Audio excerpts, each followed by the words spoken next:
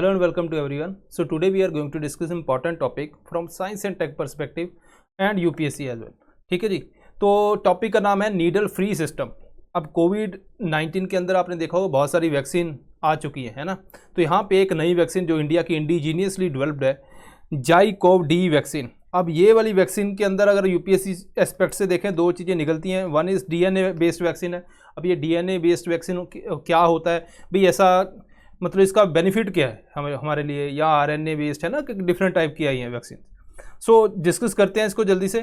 पहली बात है कि अब ये इमरजेंसी अप्रूवल दिया गया है, ठीक है दोस्तों। अब बात करते हैं डीएनए बेस्ड वैक्सीन है और इंट्राडर्मल देनी है, ठीक है जी। तो दूसरी बात है कि भाई इसके अंदर कोई भी सिरिंज नहीं है। जो जैसे आपने वैक्सीन लगवाई होगी तो उसके अंदर तो सिरिंज रहती है, लेकिन इसके अंदर सिरिंज नहीं है। तो ये यहाँ पे इंजेक्टर लगाया जाता है जिसको ट्रॉपी सिस्टम भी बोलते हैं, ठीक है। ये सारी चीज़ें डिस्कस करेंगे।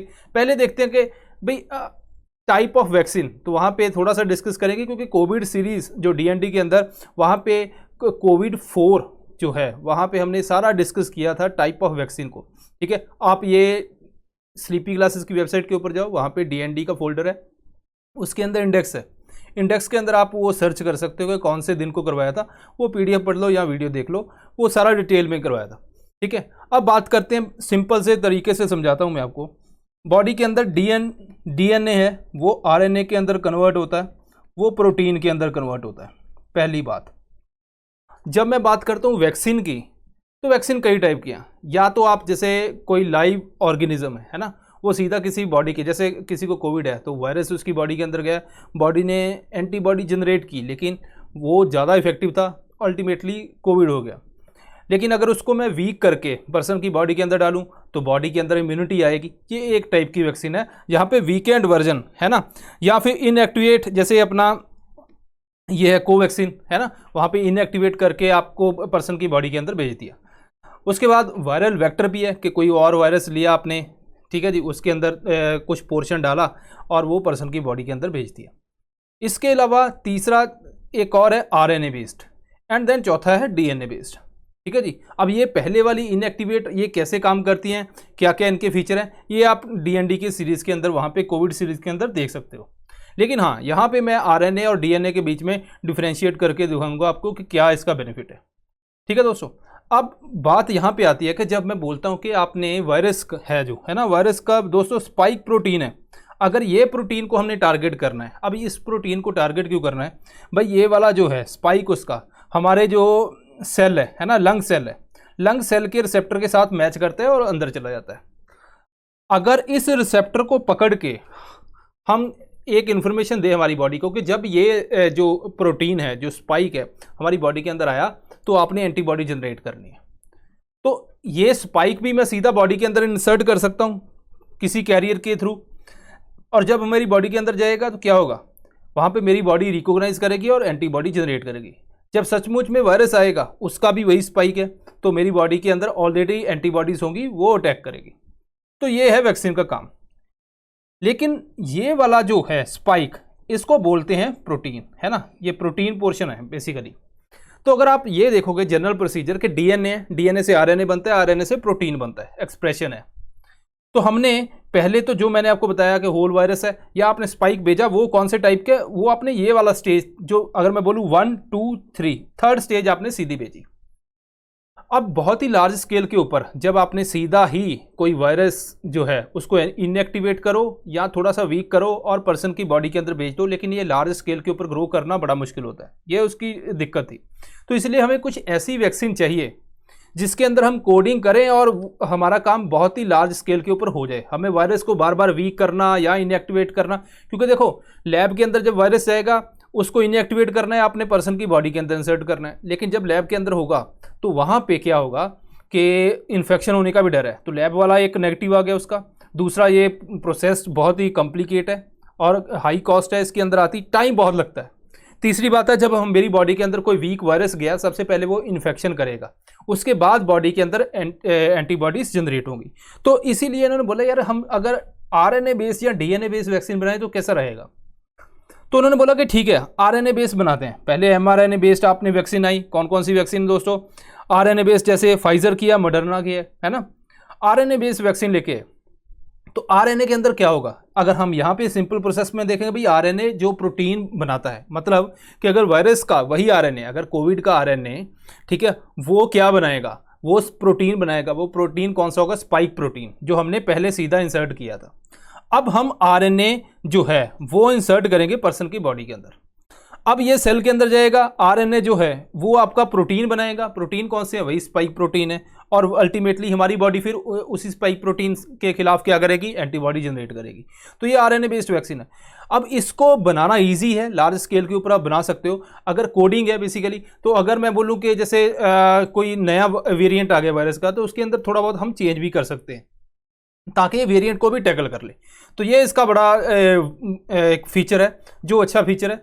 तो आरएनए का टाइप हो गया। तो अब हमारे दिमाग में कि जो पहली जो डीएनए बेस्ड वैक्सीन कोविड के लिए वो अप्रूव किया अभी रिसेंटली, तो ये डीएनए वाली फिर क्या, डीएनए और आरएनए में ज़्यादा फर्क तो नहीं है ना। अगर आप डीएनए देखोगे तो डीएनए भी क्या बना रहा है, आरएनए। तो हमने अब डीएनए भेज दिया, डीएनए जाएगा बॉडी के अंदर, वहाँ पे क्या होगा, आरएनए कन्वर्ट होगा। आरएनए के बाद फिर वही, अगर देखो डीएनए भेजा, न्यूक्लियस के अंदर गया, आरएनए के अंदर कन्वर्ट हुआ, और वहाँ पे इसने भी क्या बनाया, स्पाइक प्रोटीन, है ना। लेकिन यहाँ पे कुछ एक फ़र्क है। देखो डीएनए जो है ये एक ऐसा, अगर मैं बोलूँ वैक्सीन है, ऑल्दो इसके ऊपर रिसर्च चल रही है, क्या फ्यूचर के अंदर आता है इसका निकल के, वो तो डिपेंड करता है। डीएनए जो वैक्सीन है दोस्तों, ये हमारे न्यूक्लियस के अंदर जा रही है। इट मीन्स कि जब ये न्यूक्लियस के अंदर जाएगी, पहले तो इसको सिग्नल इसके अंदर होना चाहिए कि ये एग्जैक्ट न्यूक्लियस के अंदर पहुंचे। लेकिन आरएनए जो है ये तो बाहर से ही जो प्रोटीन बनाएगा और अपना नंबर इंक्रीज कर देगा। तो ये डीएनए की वैक्सीन जो है, इसका एक नेगेटिव पॉइंट भी है, ठीक है। दूसरी बात कि अगर मैं बात करूं कि डीएनए वैक्सीन का और क्या क्या एडवांटेज हैं, एडवांटेज ये क्या कि शॉर्ट टाइम स्पैन के अंदर आप बना सकते हो, इसके अंदर बहुत टाइम कुछ नहीं लगता। दूसरी बात, इसको ट्रांसपोर्ट करना है ईजी है, स्टोर करना भी ईजी है, ये स्टेबल भी ज़्यादा रहती है और चीप भी ज़्यादा है एज़ कम्पेयर टू जो ट्रेडिशनल वैक्सीन की बात करते हैं हम जब, ठीक है। और रिस्क यहाँ पे ऐसा कुछ लैब के अंदर नहीं है, जबकि आपका लाइव या वीकेंड वायरस को देखोगे तो वहाँ पे रिस्क काफ़ी रहता है लैब के अंदर। ऐसा नहीं है कि जो डीएनए वैक्सीन है हमने बहुत ज़्यादा इसके अंदर कुछ निकाल दिया कि भाई ये इसके पॉजिटिव होंगे, ये नेगेटिव। ये अभी बहुत ही नेसेंट स्टेज के ऊपर है। तो अभी हमने डीएनए वैक्सीन की जो बात की है ये इंपॉर्टेंट है।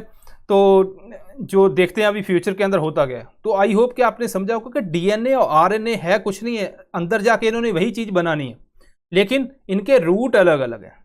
सो डीएनए, अब यहाँ पे थ्रेट भी है। अब डीएनए देखो आपके न्यूक्लियस के अंदर जा रहा है, तो एक जो क्रोमोसोम है उसके न्यूक्लियस के अंदर अटैच होगा, तो हो सकता है कि न्यूक्लियस के अंदर वो परमानेंटली चेंज कर दे। ये भी एक थ्रेट है, ठीक है। ऑल्दो ये तो देखने वाली बात होगी बाद में कि क्या होता है। तो यहाँ पे हमने एक पार्ट डिस्कस कर लिया टाइप ऑफ वैक्सीन के अंदर डीएनए और आरएनए काम कैसे करती हैं और इनके अंदर थोड़ा थोड़ा डिफरेंस क्या है, क्योंकि बहुत ज़्यादा तो हम एक्सट्रीम लेवल के ऊपर जा नहीं सकते कि यही होगा, क्योंकि डीएनए के अंदर अभी बहुत कुछ हुआ नहीं है, ठीक है।